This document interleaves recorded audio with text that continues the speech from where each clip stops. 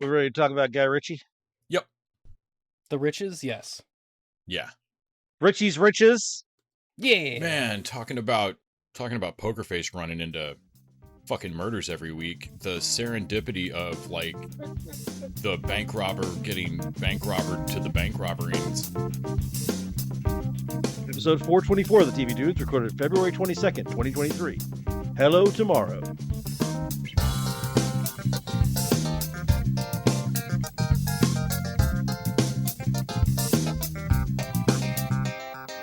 This week, we're talking about Hello Tomorrow, Apple's newest show about traveling salesmen in a retro future setting. We've also got Poker Face and Last of Us for dessert. Before we get to all that, I'm Randy. I'm Les. And I'm Nick, and boy, do I have a deal for you. Yeah, Selling this dreams week's here. episode, one of the things that's fun is that sometimes we will talk in like our text chat about what we thought of things. I have no idea what you guys thought of this show, and I'm really curious because I have opinions. Sure. But before we get to that, we, as always, will start with our appetizers.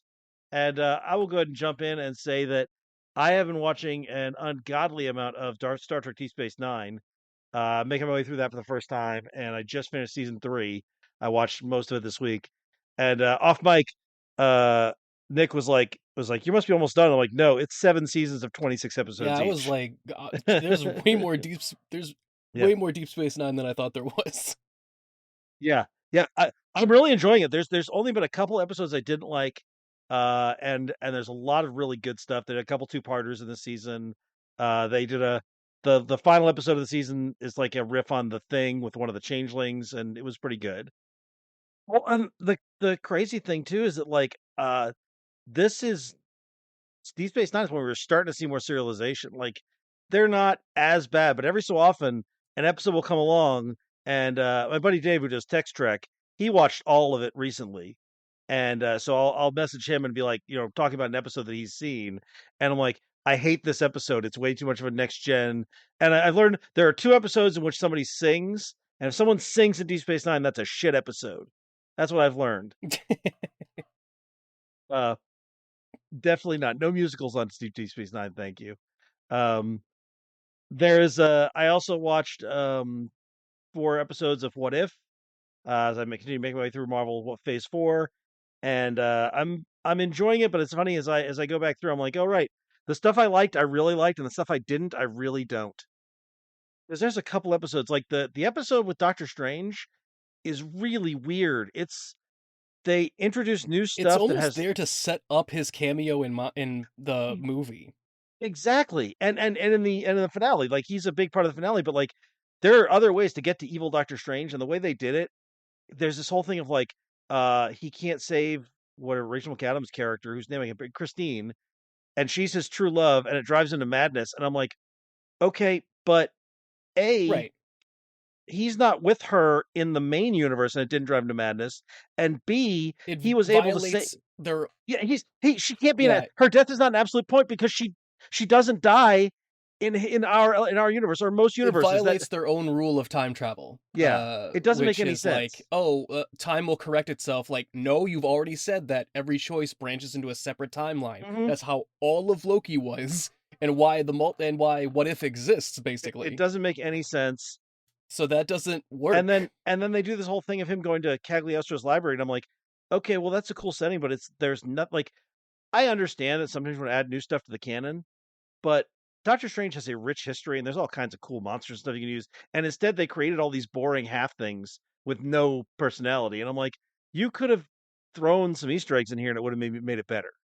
So yeah, it's a frustrating episode to watch because I'm like, this could have been better. You got Benedict Cumberbatch and Rachel McAdams to do your cartoon, and this is what you gave them to do. Mm. But the stuff that works really works. The murder mystery with Yellow Jacket is great. Yeah, I dug that one. See, that's one of the ones I didn't like. But I'll tell you what, the T'Challa Star-Lord, I still think rules. That one's fun too. However, I was just rewatching Guardians of the Galaxy 2. Why is T'Challa called Star-Lord? It makes no sense. Star-Lord is what Peter's mom called him. Because of a thing that happened off screen that we didn't see. Nope. Yep. Nope. I get it. It's a cute little bit, but there is no reason he should be called Star-Lord. Randy, you can't like go off the logic of why and what ifs of like But the thing is, I think that's what separates a good what if from a bad one. If someone doesn't take the time to think about, okay, well, this wouldn't happen, so therefore I got to do this little insight. You can deal with one line of dialogue of why he's called Star-Lord, but they don't bother, and that kind of Mhm. laziness creeps throughout the What If series, Why I can they think. kill the Hulk so easily in that murder Right. mystery, even though it's Yes, pretty? absolutely. That's another one. I mean, there's plenty of every one of them, even the ones I liked, have that in it, and it is kind of a frustrating thing as I look at the main writers. I'm like, you guys didn't do all your work But here, at least and there's it felt Party it Thor feels for you. sloppy. I hated Party Thor so I much. know you did. You know I hate Party Thor. Uh, But the funny is, even as I say that, I liked every episode of it to some degree or another. Even Party Thor is fun. It's just dumb. I am glad we got Captain Carter out of it. Yeah, yeah. Um, I went and saw Ant-Man and Wasp: Quantumania. I have opinions, but I'm not going to spoil it. I know, Nick, you've seen. I assume, unless you have not seen it I'm yet. not yet. I may actually go to the Yeah. theater for it. Okay. Yeah, it's. I have thoughts. I have many thoughts. Um, I watched Star Trek Picard, which is season 3, opens with a. This is the thing about the Picard show. I have liked it every season, even though it is a mess every season. And every season is a completely different show than the one that went before. And we're now 3 seasons in, and every show is basically disconnected from the previous series, Okay. All which right. is weird. Like, it's a completely new status quo. It's almost completely different characters. It is cool they're doing a next gen reunion. They're going to get almost everybody in there. But this is also one of those things where all these actors are older and they want to do things that their characters might not do. So like Bev is like a badass renegade, and I'm like, okay, I don't you're the doctor. That's a weird. And Picard is this weird renegade captain too. And I'm like, you guys, you need to be okay with getting older, man. You gotta be able, like, Picard should be a fucking ambassador, not renegade retired admiral. But we know that Patrick Stewart loves doing the action stuff and wants to prove he can still do the action stuff, even though he's so old. And so I can feel Sure. that conflict in, like, the writers are trying to give the actors what they want and also trying to tell a story. But it looks really You trying to great. put me in another fucking chair again for an entire movie series? No. uh, and seeing him and Will Riker together is a blast. It's super fun. So it's worth watching. I'm sure I'm going to enjoy it more as it goes along. I kept up with Shrinking, which I'm still really really enjoying. I think that is it's not Ted Lasso, but it's damn close for me. Kept up with Ghosts, which this week's episode was. The Les, first did you date? watch this Yeah. week's? Yeah. Oh, the first date. That was adorable. Yeah. That show continues to be just a blast. Yeah. The Jay having to eat the worst Viking food over Oh, and over over and again over just kept again. being Yeah. funny. Also, the endless bit of Jay not hearing, like Sam just zones out some, which is a great callback to iZombie, but like she just zones out sometimes as far as Jay can tell. Yeah. And or like he'll be in half a conversation and then she'll be quiet for a minute and then just go okay and leave the room. Yeah. And he's like, "Does anybody gonna catch me up? Okay, fine." I also love when she starts saying things and Yes. and he's like, oh, I don't like where this conversation is going, Right. because he can't hear what the rest of it is, but he Right. knows that whatever she's saying is bad. Or like, wait, what's happening to our plans, honey? I think you know. Yeah. Um, I also caught up last week. Tonight came back for season 10. I had a bit on therapy guided through LSD, which was really interesting as always. And as always, a show of how terrible our country is and how we can't just have nice things. And finally, I watched because Joel McHale's in it. It's a Fox sitcom. Fox sitcoms have occasionally given us like Brooklyn Nine-Nine. Yeah. I watched the first episode of Animal Control. How is? It's a hate crime. Jesus. It's a hate crime against comedy, and it's got fucking Heather from Crazy Ex-Girlfriend in it, and it wastes her, and it makes me so sad. Oh man. Yeah, I guess with it is Mr. Mayor terrible. not. I guess Mr. Mayor must be done because she was on that, Yeah, right? I think Mr. Mayor's done. Yeah, yeah. Don't watch it. Don't subject yourself to it. I felt really bad watching it. It was terrible. Okay. And other than the homework, that's me. Les, what about you? Well, I kept up with Mayfair Witches, which it got a season 2, so it's not just me and my mom watching it. I'm really enjoying that show. It's super fucking weird. None of the characters seem to like. Without stopping and explaining the magic, I feel like there really is a rule set at play, and it's kind of nice in the show. to, they're not stopping and explaining like, and this is how the magic is really science. Like, no, it's magic. But Okay. also, like, when people can do a thing and then they do something else that surprises you, it feels like it fits their the power set. It's not like some suddenly new, like, what the shit is that? Kind of liking where they're going with it. They've also got Chris Coy from The Deuce as the HBO pimp show or porn show or whatever. I love Chris Coy and whatever he's in. He's always great. Yeah, and he's, of course, got his mustache rocking. And he is the leader of a present-day witch hunting group. And, of course, they're laughed at and considered insane people. But there really are fucking witches, and they know it. And so, like, it sucks, because, like, they should be, like a dangerous version of flat earthers, except that, like, the kid they've kidnapped really is from an actual witch family, and if they figured that out, and so, like, the other witches are like, no. They're, like, if anybody shows powers, nobody can walk out of here, because, like, we've got to save this kid, but also we've got to keep this secret. If they get proof of this, we're going to get burnt. And so, like, that's a weird little... There's a lot of other shit going on in the show, and then all of a sudden be like, oh, crap. Yeah, there's always, like a 5 to 8% of the population that's just crazy enough to still believe in witches, and if you throw them a bone, like, they will go nuts. Yeah. They're getting ready to burn a girl, and one guy goes, that's not going to be hot enough. You need thermite. I know how to make it. Like, oh, god damn. Like, like this is what burning a witch looks like in 2023. It's bad. So yeah, that's fun. I've been watching The Mentalist. That's a fun, psych taken more seriously. I really enjoy it.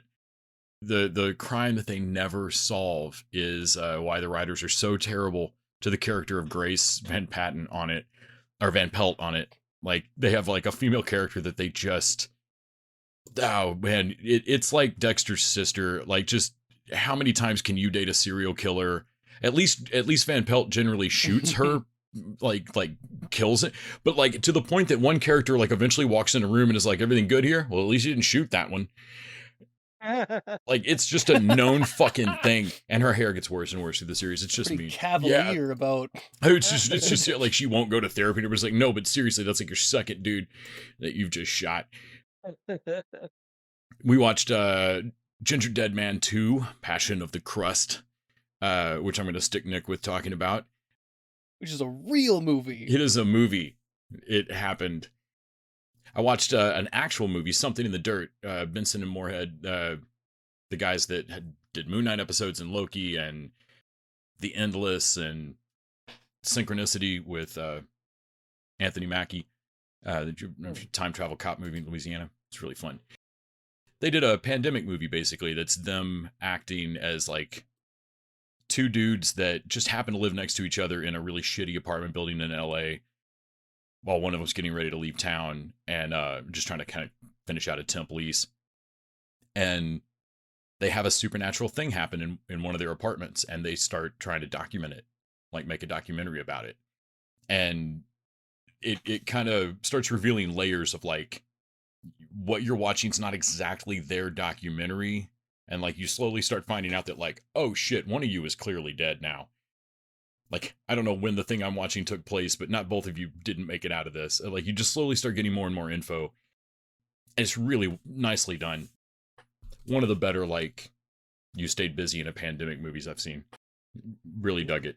I'd say if you like House of Leaves or any previous Benson and Moorhead movie, The Endless Resolution, they're all technically connected. The shitty Carl universe. Also watched The Return of Wu-Tang Clan, An American Saga, I think is the subtitle of that. On Hulu? On Hulu. Yeah. Remains fun. They've now got, like, at the end of season 2, they finally got it together. Like, they put out a Wu-Tang album and it hit. Method's huge. He's got a solo album out now. They're all signed to, like, and so they're moving into, like, what should have been an album from each of them every quarter, but shit's coming apart a little bit. I think Dirty's about to die, or is about to come the fuck apart. So the episodes have started getting a little bit trippier. The episode that I just watched, I think last week's, it's basically like a 70s blaxploitation film story of them trying to like RZA trying to reconcile with Dirty because they aren't speaking for a minute, but they're supposed to be delivering his album to Elektra, and they pushed this meeting a bunch of times, and they're like, it's almost done, right? And like, yeah, he hasn't talked to me in 6 months. Like at all, he won't speak to me. But also it is the story of a friend of theirs coming apart on drugs and fucking. So they kind of go to this 70s style for the whole episode, and it's a weird choice, but at some point you kind of realize like, oh, this is the way you can show him coming apart and it be a little bit funny, but also kind of get through the fact like he's coming the fuck apart. And that dude is not still alive, so you kind of know where the fuck this is going. Nick and I watched a series of movies that we've talked about before, the FP. The FP is a post-apocalyptic world set in Fraser Park, California, the FP, where everybody only drinks booze and all battles are settled by playing Beat Beat Revelation, which is a take on Dance Dance Revolution.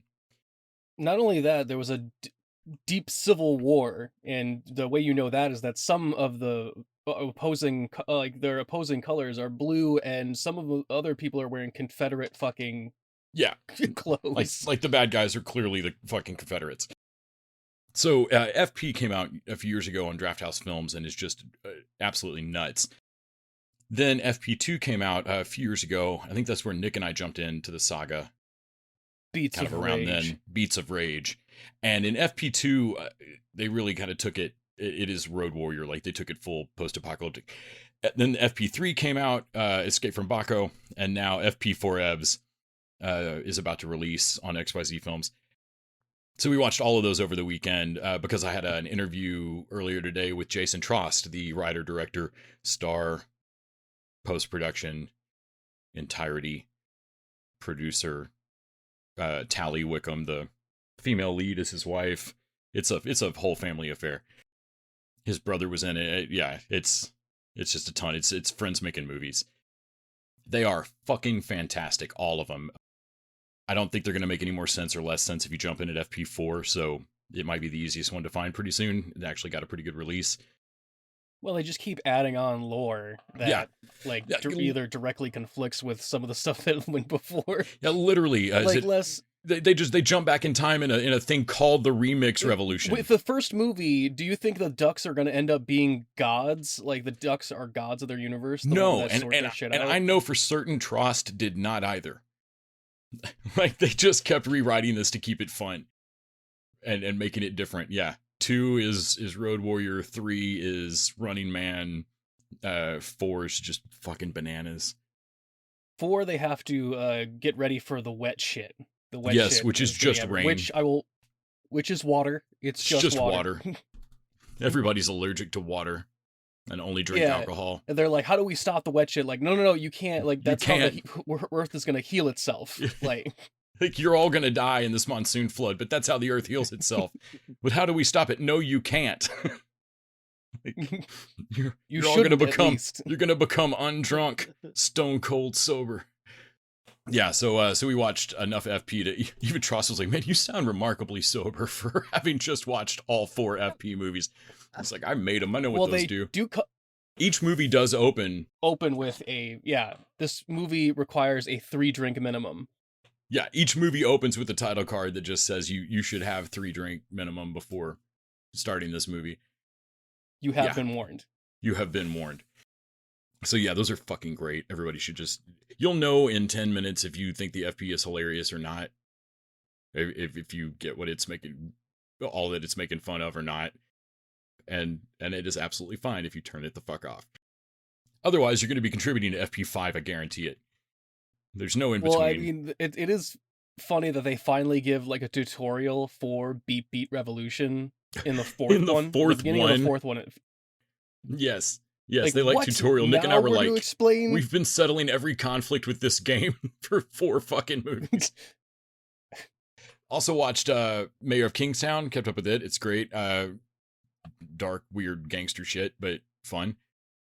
Ghosts, obviously, is just, I'm so glad that that's still releasing because I want to stop and complain about fucking Quantum Leap just taking some weeks off I guess. What the fuck is that? What is this? And what sucks is that I looked like last week I was like, I am a child at heart and I love television, and I wake up some mornings and I'm like, oh, it's Tuesday, I can watch Quantum Leap. And I was mad last week. So I looked up like, well, okay, fine, you're taking a fucking bye week, like whatever.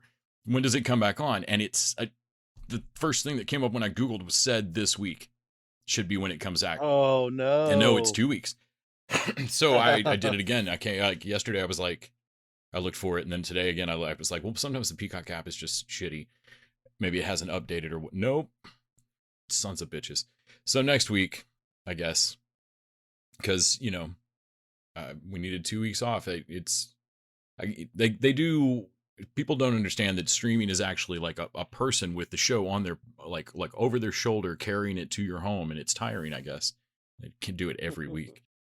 That's why shows are so much shorter now on streaming. You're not carrying 22 episodes of a season to you. That's fucking nuts. So yeah, fucking Quantum Leap. I'm mad. Also watched Night Court, which continues to be cute, and I love it. I don't know if anybody it got a season 2. I guess it did well. So okay. Yeah, seems like it's doing well. I have so much nostalgia for this that, like, honestly, I can't take off the rose-colored glasses for it. Like, I recognize that, like, the show could just be a flaming pile, and I won't know. I don't care. And then I watched the surprise of my week. The most surprising thing of my week, I watched Significant Other with Jake Lacey over on Paramount Plus. I didn't know anything about this, and I realized in my head I had thought it was The Resort. Because it just looks like, Sure, like you're going hiking with, or she's going hiking with her boyfriend off in the Pacific Northwest, sure. and like Air Force One, clear and present danger, girl, whatever. you are definitely gonna die on this hike. What the fuck? Like, have you even watched the news in the last 2 years? Like, they're gonna the nation's gonna look for your body for a year. Like, this is not gonna go well, and it does not. But not in the. It's a good way to get a podcast made about you. Like, it doesn't go well, but not where you think. Like, not in the way I thought. It, there really is an alien. It does not go quite how I thought. It's fun. I laughed out loud a couple of times at some of the shit with it. Lacey is great in this role of, like, wondering, like, is he or the girlfriend going to be, like, who's going to turn out to be the villain? I did not watch any trailers or anything about this movie. Significant Other on Paramount. Short, brutal, fun. Really enjoyed it.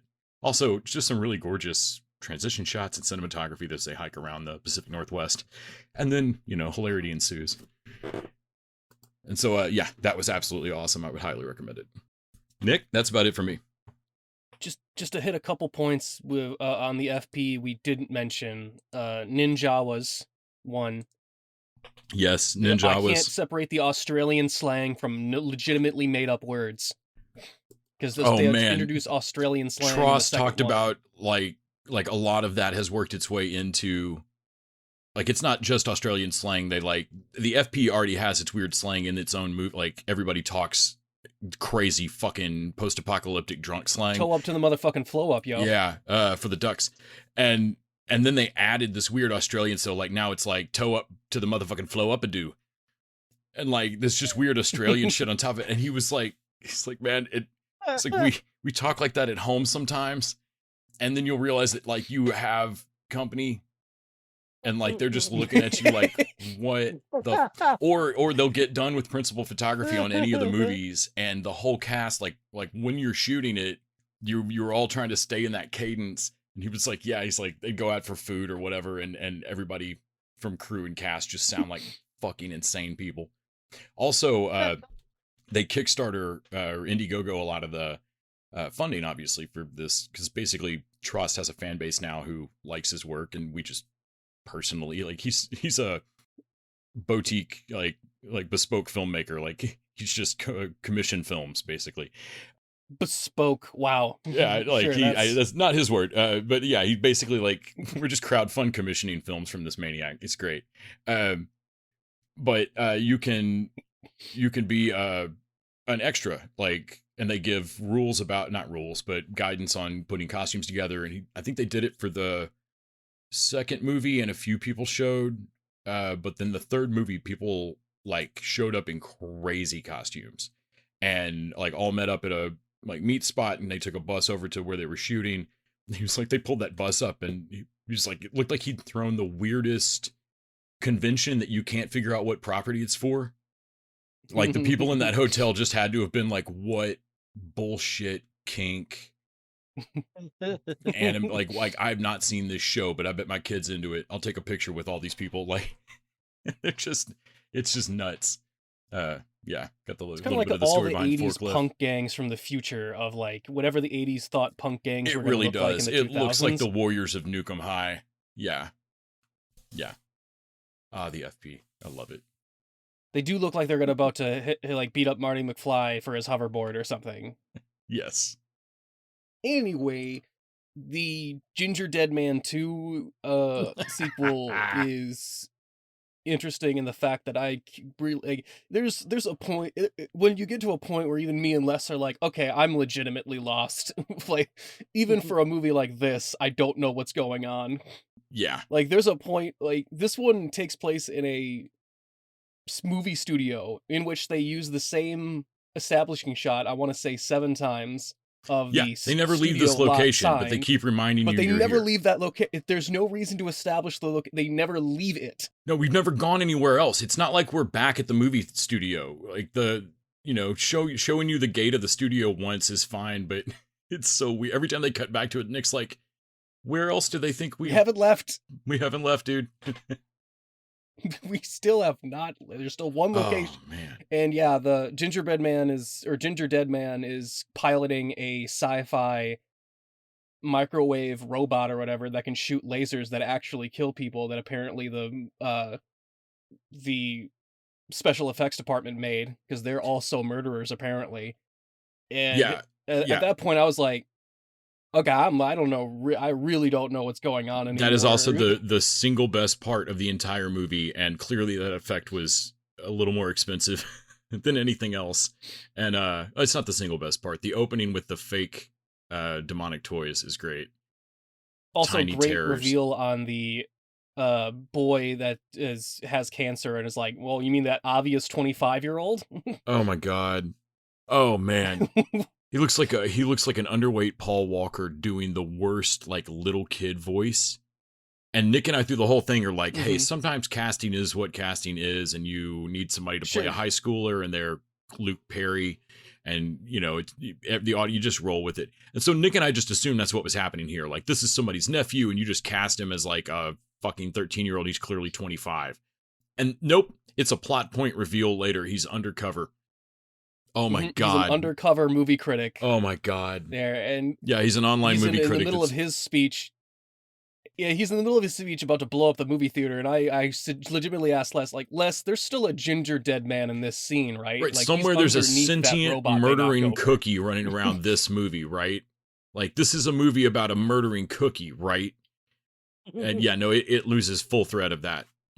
They do dovetail it in, going in and going out the best way possible, which is the tiny terrors, which are the full moon rejects that couldn't get movies made out of them, so they ended up in this movie, including, I think, Les's favorite, Percolator, which is a coffee machine with machine guns on it. Like, but one of your grandparents' old school, like the Percolator silver with the little teapot, like tall, skinny teapot looking coffee maker.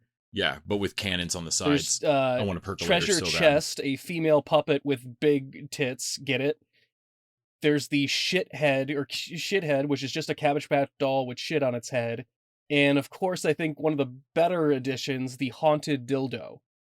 Oh my god. I forgot about haunted dildo. Blocked it out as the more accurate thing. This movie starts like that, and it's like, oh, wow, cool. And then because the spell brings everything to life, it brings them to life at the end, so they can, like, crucify the Ginger Dead Man. Yes. Passion of the Crust. It is a really, really bad movie. I say that with all of the confidence and experience I bring to the table. Yeah, I mean, I feel like you're an expert opinion on that kind of thing. Like, I'm gonna watch the next one. Yeah, it's like there's at least 2 more Ginger Dead Man movies, and they cross into the Evil Bong franchise eventually. Randy, Nick, will you please cut those 2 together so there's no break? It is a really, really bad movie. I say that with all of the confidence and experience I bring to the table. Like, I'm gonna watch the next one. It's a really bad movie. I mean, I'm gonna watch the next one. I mean, I'll just cut. Yeah, just cut it right in. Like, what's the third one even called? Ginger Dead Man 3. I can't even remember what it's called. this franchise isn't that great. I think I'll only watch 4 of them. Well, then they segue into the Evil Bong movies. So Yeah, which also have knockoffs of them. There's the Ginger Wheat, or no, oh yes, Weed Ginger Man. I think Ginger Weed Man. Yeah, Ginger Dead Man 3, Saturday Night Cleaver. Yes, yeah. This one time he goes back in time. Yes. Yes, to at a roller rink. Yes. Y'all are just saying words. Speaking of roller rink, I watched Moon Girl and Devil Dinosaur, at least the first ep. Yeah. Which is real fun. I like it. Okay, all right. I also watched the first one of that. I did not include that on my diary somehow. Yeah. I've only watched the opener, which is a lot of fun, but I wasn't sure if the show was gonna be for me or not. It's definitely for kids. It's not. It's if you're looking for things that are like no, it's not involved in to like be, yeah. I was expecting it to be more along the lines of like Teen Titans, candy pop fun thing. Sure. I mean, even Teen Titans feels like it's directed at an older audience than this, but I guess I mean more Teen Titans Go. Okay, never mind. But yeah, I see what you're saying. Yeah. Yeah. The Devil Dinosaur. I love that she basically learns dinosaur. She learns how to speak its language to learn his actual name, which is the one who remains after all is burned in fire. Like it is a okay. Yeah. He's like a Hellboy level of like chosen, like, oh, he's a fucking prophesized demon lord or whatever. Like, I'll call him Devil for short. Like, really, that didn't. It's like not really gonna raise any bells there for you. I watched Day of the Animals, which is a Nature Fights Back movie where Leslie Nielsen is actually the bad guy in it, and attempts to commit a sexual assault at the end. So, it shouldn't be funny, but because it's Leslie Nielsen, it really is. Hey there, and he says hot shot like a lot. He calls the main character, like, that's trying to get them through this mountain range or whatever, hot shot. And it's like he says it every other fucking sentence. I don't know if that was how the script was written or if Leslie Nielsen, like, had teeth stroke and like, cause he takes off his shirt at some point to like show off his chest. It's definitely pre-airplane Leslie Nielsen, like pre-Naked Gun stuff. Like, all right. It's his The Gray, really. Only nowhere near as good or dark. I watched I did watch Quantumanium, which I thought was really good. I do like that we're at the point now in superhero storytelling where not even only the magic is magic, now their science is magic too, because like I deeply don't understand how the quantum realm works. Like, they stop and explain none of that. I'm not convinced the writers know. Oh, I sincerely think they don't. Like, it's a quantum thing. Just it's quantum. Also, Jonathan Majors as Kang is what a great. find. Yeah. Yeah, they're really Yeah. milking it for all. And from the post-credit sequence, they're not afraid to like fucking be silly and get silly with him, which is great. Yeah. I also watched I also watched that last episode of Loki too to like remember, like, because he does give a very different performance rather than the He Who Remains. Because this is definitely more Conqueror Kang, more Dick Kang. Yeah, because he's not even called Kang in that one, and he kind of no. I mean, he isn't like him. That threat he makes really comes off a lot more of like, hey, you can kill me if you want, but there's going to be a lot more of me to deal with, so, good luck with that. Yeah. And just watching that go down, I'm like, yeah, they made the biggest mistake they possibly could have made. Yeah, that pays off really well. I'm really excited for Loki season 2 at this point, so. Like, Sylvie wanting to selfishly kill one Kang, like, aha, he did this to me. Cool, you're about to make an infinite amount of him. Yes. But yeah, that was my TV days. Rise, Untitled Chapter! Rise! Percolator!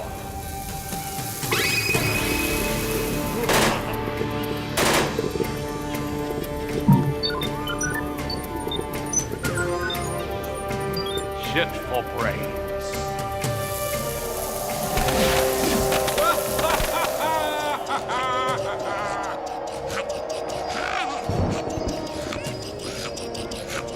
And finally, Haunted Dildo. Rise, Haunted Dildo.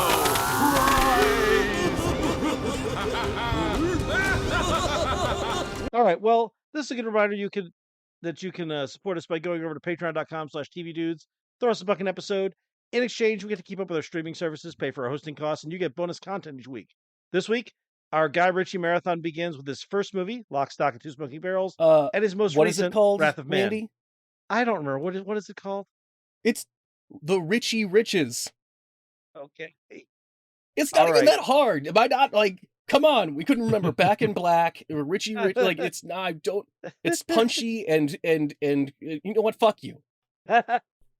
I'm trying so hard to care, Nick. I just can't. I can't manage it. I'm trying so hard to brand, man. All right, let's talk about our main course of the week. Let's talk about Hello Tomorrow over on Apple Plus, which stars Billy Crudup in the John Hamm role in Space Madman. I'm not wrong, right? This is Space Madman, and it's not as good. Yeah, Space Space Madman. Madman. God, there's a Except maybe somehow movie where they're sadder? selling vinyl siding that this reminds me of. Yeah. Well, and it's like Glengarry Glen Ross. There's a fine tradition of really well written salesman movies, Glengarry Glen Ross and Mad Men and that kind of thing. Tin Men. And this is not Sure. this is not in that tradition. This is a really kind of boring show.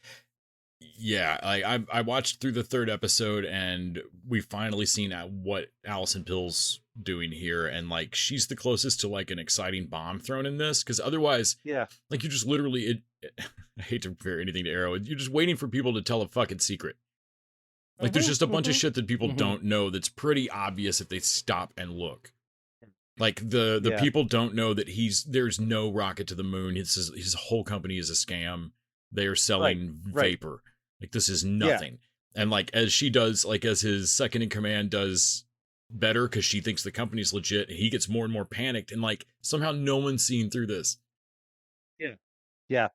It's also why is this retrofuturist? I don't know, but it's got style to burn. I wish Tomorrowland it had looked looks like this. great. Yeah, it looks fantastic. Because they looks want great. the It's Mad just Men look, really. I think that's the only Yeah. reason of like I think you're right. it's sci-fi, but also they have the Mad Men look of like a retro Well, 50s future. they want to And lean into that aspirational tech sadness. Yeah.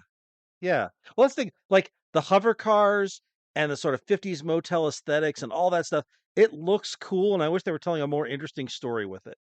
But the story of a sad guy who can't admit to his son that he's tried to make up for him, then he's scamming everyone with a fake rockets to the moon. Like that's not the story I want you to tell with this.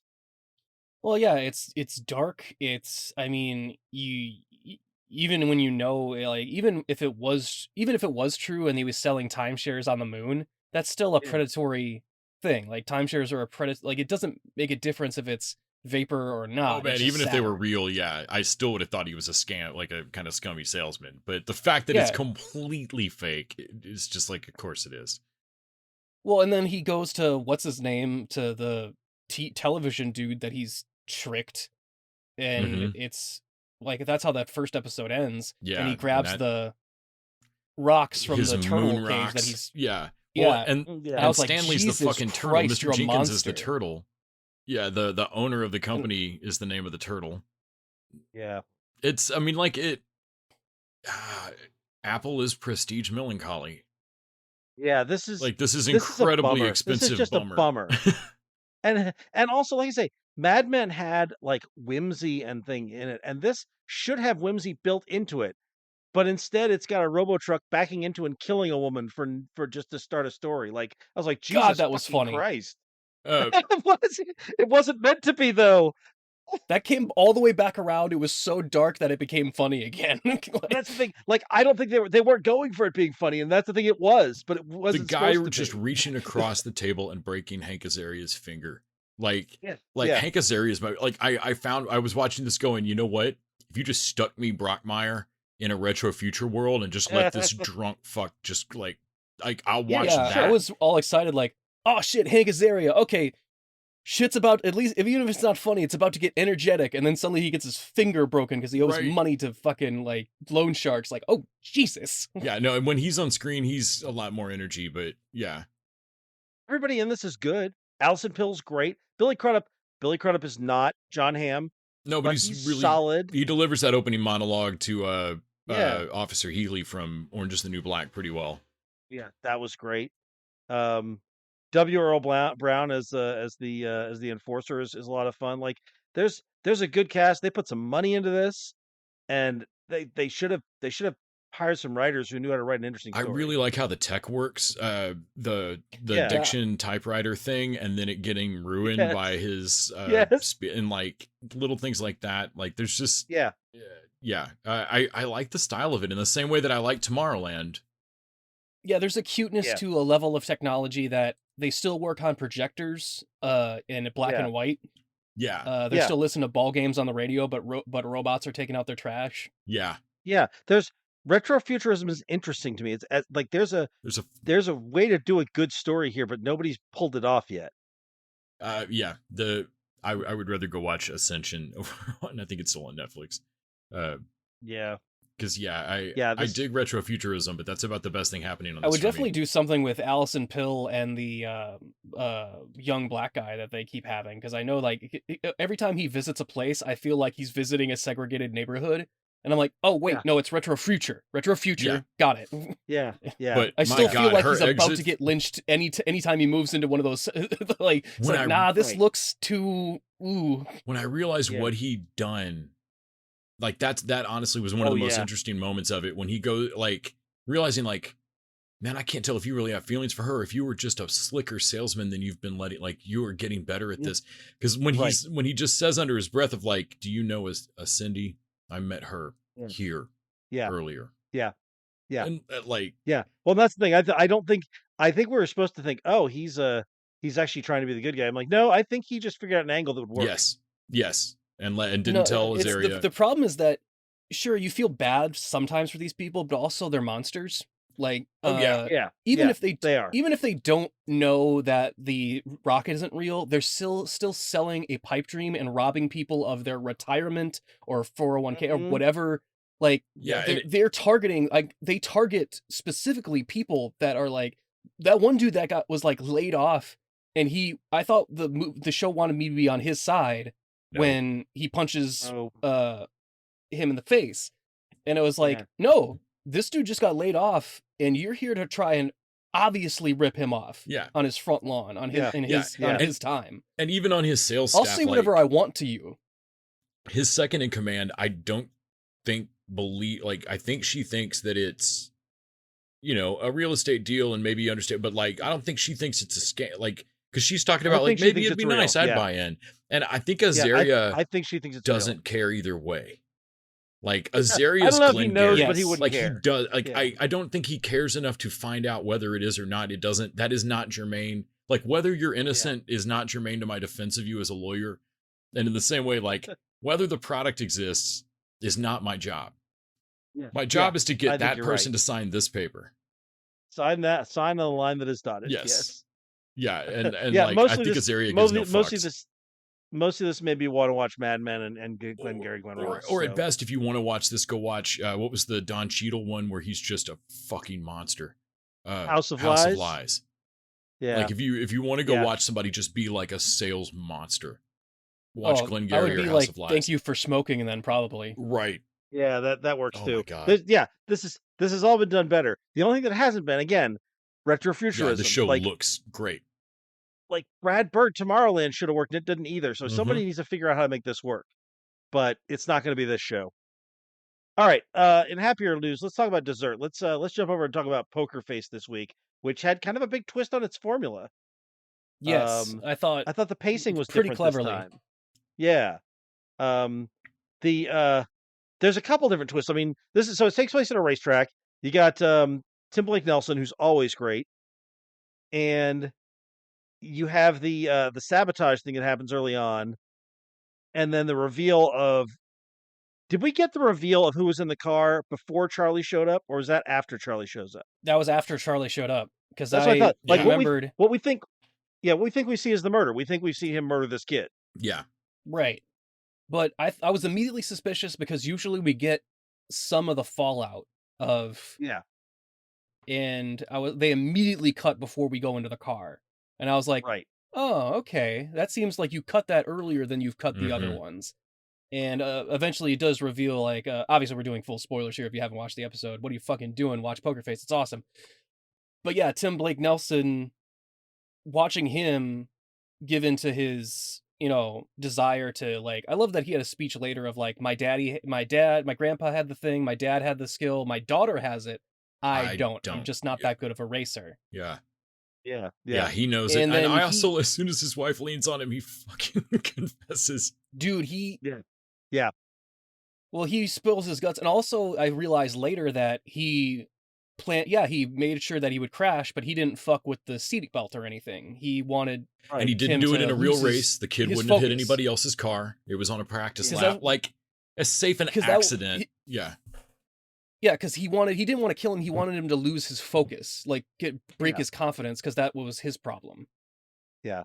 And that's why the reveal that like that the guy saw him and that he basically manipulated his daughter into it. That is like we're always usually seeing like the last time they messed with the format was basically when Charlie was we were sympathizing with the two older women. They were like, oh no shit, they're monsters. And there was something similar here. Like basically she's like, they're like, oh, this kid, the mom is really good. This kid seems like he's really got talent. He deserves a shot. And we're like, oh no shit, he totally just fucked over that girl because he was mad. Yep. Like it's bad.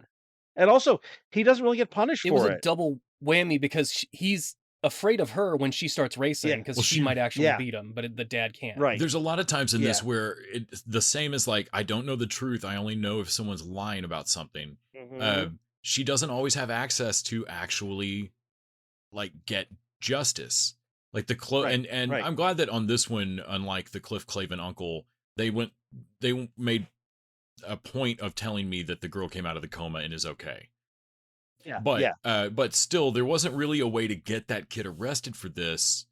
Mhm. But she does manage to No, but pointedly fuck up his flow when they show his handshake at the Oh, end yeah. of like, kid, you're never going to be Yeah. the future of the sport. And also he says, I'm the future Yeah. of the sport, bullshit. And you know that if he Yeah. doesn't believe it, Yeah. then he's fucked as a racer. By the way, one of the things I like they're tweaking on the formula is whether or not the people know about her sort of talent. Yes. Because sometimes they do and sometimes Yes. they don't. And when they know, Sometimes they try and take advantage of it. well, because they don't. I like how the writers they don't call it out. Like if you're not paying attention, you don't see it. But if you are, you're like, oh, he's dancing around a thing because he doesn't want to straight out say anything. He Yeah. knows she'll The kid know gets away he's with it for a lying. little while. He doesn't Yeah, say he anything does. outright until the Yeah. little kid asks him about the seatbelt. Yeah. But I like that this one. I mean, you cast Tim Blake Nelson, you're going to immediately break my heart when I thought he was the murderer. Of like, God damn it! Yeah. All right, well, fine. Yeah. I guess Tim Blake's going to be. I love you though, Delmar. Always love you. No, not Delmar. then- We thought And then you they were like flipped it Flo. on me, and I was like, oh shit. Well, Yeah. first once I accepted that, okay, I guess Tim Blake Nelson's going to be the murderer. I then started to really sympathize with the kid right up until the point where they show me that like, oh shit, no, you're more of a monster than Tim Blake Nelson. Holy fuck. Yeah, you're worse. Yeah, you're Like, worse. yeah, He's- really like, happy with the little he's- twist of the show. Yeah, he spent his whole life knowing that he wasn't good enough, and not being. His biggest flaw is that he won't get out of the way for his fucking daughter. Yeah. Like that's his Yeah. biggest flaw. The other kid is good, has the talent, but doesn't want to compete. Yeah. Doesn't want to compete with someone that Right. actually has the talent. I feel like that's worse. Right. Of like, yeah, Right. yeah, Yeah. you're it and yeah, I like that Tim Blake Nelson basically fucking confesses throughout, like just immediately, and like it really shows some of the people we think are like, no, if pushed, some people can do the right thing, that they'll Yeah, that was another good little twist. like it's nice to have not everyone be a sociopathic asshole in the show of like, Right, yeah, right. like some can mean, would be redeemed. She is still encountering an awful lot of murder and attempted murder. It Right. just that's Oh. you have to Oh, that's it a is buy-in for the definitely show. It is definitely Murder She Wrote. If you got to let that go, Yeah. of like, yeah, Yeah, it's where, yeah, We'll like wherever she goes, There's murders. you have to imagine there's more weeks in between Right. Maybe there's a couple of towns where she doesn't see someone get murdered, and we just don't Right, see doesn't those. see anyone get Those murdered. are really Yeah, those yeah. are bad weeks. You only get those in 22 episode seasons. Maybe this is taking place across like maybe 16 months or something, and it's just Yes, A yes. lot of even people but even just then that's seeing- really they're just seeing unlucky. those, yes. A lot of people Yeah, don't yeah. know that 12 out of every 22 episode Murder She Wrote season did not have murders in them. No, that's not true. Yeah, you They can't just prove don't it. show they just air them. They didn't air them. Yeah, no, every third to fourth Murder She Wrote episode does not have a murder. Nothing happens. Just statistically, to make the show believable. No one can prove me wrong. Not a fucking one of you. We're 7 episodes in. It's a 10 episode season. I'm so where we sad have that 3 it's more. short. I want But they've already re-upped for Oh, season yay. 2. So Yay. yeah, I get. So we're I mean, getting 10 more. episodes is a lot. I like that. yeah. I'm being an asshole Dude, by it is complaining that I so- want 20 hours instead of 10, but I want 20 hours having instead to of wait 10. having to wait like 5 years between Knives Out installments. I am so glad we have a bunch of mini movies, Right. to mini for sure. mysteries to fucking And tide us for sure. over. this is exactly what I wanted from like when the Fletch movie came out, and I was like, so cool. Can we Yes. have one of these a quarter? Or like one Yeah, of the, like this is yeah. this is that. Yeah, yes. Give me an hour-long Yes. TV movie of Fletch. You know, just Yeah. you can put 5 of them out just here and there. Just what's John Hamm Well, doing? Apple. You just Even in the first tell episode, them it's they an Apple TV referenced commercial. Michael Weston, right. like burn notice of like it's like yes, this is like a very high end burn notice. Yes. Yeah. Yeah. Yeah.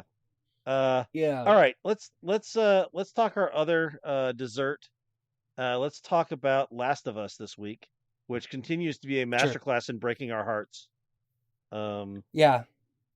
This show, Again, I honestly, I feel like Last of Us got unfairly shanked by Walking Dead existing. Because Walking Dead, a lot of Yeah. people are not watching this because they watched Walking Dead, and Walking Dead was disappointing as fuck. And Last of Us is what Walking Dead should have been. well, Walking Dead did a lot to to really make the zombie mainstream too. Like we forget how big World War Z didn't happen until after Walking Dead hit AMC. That is true. That is true. Yeah, so there's a give and take to that, but I will agree that Walking Dead being on for like 12 seasons or whatever it is, like having spin-offs has not Yeah. helped it because it feels like it feels like people have watched a poorer version of all the stories that they're going to tell in The Last of Us, and they think like, well, I've already seen every zombie story you can do. Like, yes, but you're going to see it done way better, and some of it is fresh and new. Yeah. Like really, I wish Les was watching this every week so we could all talk about it because I really love this show. There's no infected in this episode at all. Well, I mean, the last episode made up for it, I think, of like... yeah, that's true. That's true. Well, we had 3 episodes worth of infected in the end of the last one, so I don't know what you want. But yeah, not really any violence either, or at least not until the very tail end. Like just emotional violence, just lots of emotional violence. Yeah, I mean, Joel breaks down this episode of really him saying out loud that how like I'm too old, I'm deaf in one ear, I'm gonna get this kid killed. Yeah, really drawing the comparison to like this is where Ellie first learns about Sarah because she sees the graveyard in the back, which I thought was a good reveal because she's like the way she reacts. The other Marlene, I think is her name. Yeah. Marlene was the previous. Oh right. I Maria, remember is the it name him of the. still? I think it may be Maria. What is Tommy's wife's name? Yeah, but Tommy's wife is basically Maria, says that Maria thinking Miller. she already knows about Joel's dead daughter. Yeah. Like, ooh, Yeah. okay, so you didn't know Yeah. about that. So never mind. I didn't say anything.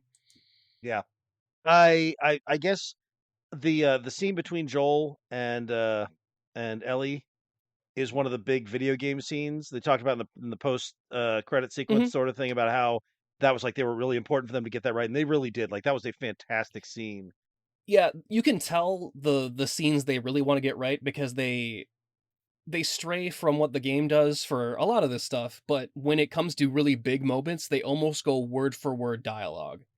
And that moment with him and Joel, like I swear to God, I've like played. I think I went back and replayed that last week just to be refreshed on it, and I feel like it's word for word what Joel and Ellie say to each other as far as you're not my fucking kid, and I'm sure as hell not your dad. Yep. And yeah, that was brutal. the realization that she's like she's the only guy who hasn't left her, and now he's leaving her, and what a big deal that is. And also, all the stuff with Joel and his brother was really good. Like that's the guy who played Ghost Rider on Agents of Shield, and he's Yes. great here. Well, that's what makes that conversation between him and his brother is what I like Last of Us, because it shows Joel as like Tommy is the good one out of them, and even he did some fucked up shit.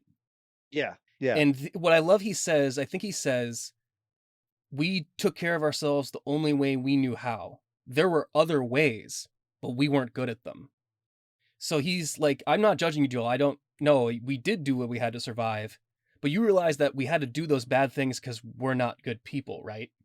That if we were yeah, better people, we would have known the better ways to do this. Because yeah. he finds the people that are pretty much taking care, like they have the electricity, they have Yeah, shit movie going night. on. Of course, Yep. they have to keep things secret, though. I love that of like, hey, Yeah, yeah. you stop calling me, like, well, we have to keep it a secret so the wrong people don't come in.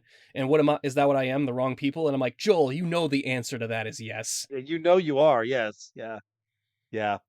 Yeah. The this little bit of civilization, and I'm like, oh, they've like moved on. Like they're living. They're like not just surviving. They are living their lives. Well, they've had And years. They've had years to well, the like thing build is, this up. you've had Like, 20 years. Yeah. Well, here's the thing.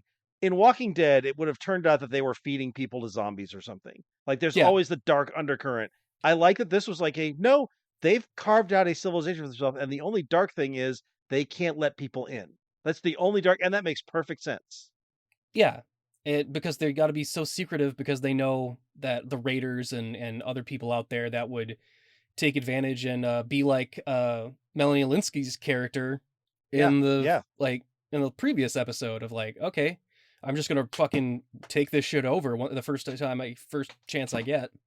I also like that the thing they did with the dog. The dog was new for me. Yeah. Of That like, was really if that was good. like if he smells it on you, he's gonna fucking rip you apart. So just let me know now, Yeah. and I'll shoot you. Like, Yeah, I didn't know what was going to happen. I was like, "Oh me shit!" And either. she gives him that. She gives him that look. She like shakes her head at him, and I'm like, "Oh, what's gonna happen here?" Because she should smell like the cordyceps, but apparently Right? she I doesn't. think I don't know how it So works. Like, yeah, and they don't yeah, do and that. That's an addition they to the didn't either. games that Yeah, and I was like, oh shit, I don't know how that works. Is this gonna be? yeah, Oh boy. yeah, yeah. Like I thought Joel was gonna have to Um, kill a dog or something. yeah, I did too. I thought that was also, by the way, the fake out at the campus with the monkeys was really good. Like Yeah, they go up there, and you think there's going to be infected, and in fact, there's just fucking monkeys everywhere. that son of And a bitch. she's like, maybe the research turned them into monkeys. Just great. And also, I love not having played the game because I don't know what's going to happen, but this was a hell of a fucking cliffhanger. And then I looked, and next episode's going to be all flashback. And I'm like, you sons of bitches. You're not going to tell me So what happens to Joel for an entire episode. I know it. I know. So yeah, yeah. yeah. This is really really great. It is one of the highlights of my week every week when I watch it. Well, also it's a good turn of like I'm gonna get her killed. I can't protect her to the point of Right. like, oh shit, something happened to me. Fuck. Yeah, yeah, yeah. The shoe dropped, but on the other Right. side of it, like, oh But also like shit. that is dangerous for her. And she talks to me. She's like, I can't do this without you. She's like, if she's out there on her own without him, she is dead, and he has failed her. Like, so yeah, it's Unless he has taught her, like we've been right, seeing over the course of things, he's taught her enough to survive on her own, right, which I think is the idea there of his daughter never grew up to the point where the daughter didn't need him anymore. right, right. I just get sick of every week Yeah. he fights his way to the center of the castle, and then Toad is there and says, this toadstool's there and says, I'm sorry, your princess is in another castle. That's a That's a different different video game mushroom-based adaptation. video Yeah. game. Okay. Different mushroom-based video game. That one stars Chris Pratt. Admittedly very similar. Well, and SNL did the thing, right? Why have I seen? Yeah, they did. Why am I they picturing did. Pedro Pascal as Mario? Oh, that was SNL. Because Yes. they did. Okay. They did. SNL did, and it was delightful. That was great. His It's his funny. delivery of his delivery of "Let's go" was was fantastic. Yeah. Yeah. Dude, I kind of want to see a Mario Kart post-apocalyptic Mad Max actual movie of like trying to go across country. Like, That's what Laugh Olympics could be. I mean, Yeah. I mean, well, they did that in comics. They did a post-apocalyptic Laugh Olympics wacky Wacky Racers Racers. thing. Yeah. Yeah, Awesome. yeah. Give me live action Wacky Racers. Give me Speed Racer just cracked out. Well, here's the thing, guys. We got that Fresh Prince thing after the dumb Funny or Die sketch. I wouldn't rule it out. Right? Somebody's making like a Twisted Metal or some shit like that, right? There's fucking good people in that Twisted Metal movie. It's crazy. Twisted Metal, the movie is, or is it a TV show? Who can tell these days? Yeah, it's a Anthony Mackie is starring in it, All right. and No Stephanie shit. and Stephanie Beatrice. Wow. All right. Yeah, it's crazy. It's gonna happen. Series. Yeah, it's a series. It's a TV Comedy series, right? series, they're saying. I can't remember who's doing it, but yeah, wild. They were supposed to bring it to the big screen in 2012, and Brian Taylor was going to do it. I believe he is now doing the new Hellboy. With yeah. speaking of, we're going to be talking about Jason Statham later, but he made that Yeah. Death Race movie, which is just Twisted Metal, Yeah, only with boring. boring cars. Yeah, Well, like no, but where are the colors? Like Swedgen. everything is dark Yeah. and gray. No. Did have Swearingen in What it, if you though, should be right? a clown? Yeah. All right. Well, I think that wraps it up for us this week. Thank you, Les. Thank you, Nick. Thanks, Randy. Thanks, Nick. Thanks, dudes. Thank you to our listeners. Thank you to our patrons. Reminder, you can go to patreon.com/tvdudes. Throw us that $1 an episode. Listen to us talk for several weeks about everything Guy Ritchie has done, which is going to be the pleasure and the pain, I'm sure. We haven't gotten to the bad ones yet, but I'm sure we're gonna. And until next time. TV Dudes out.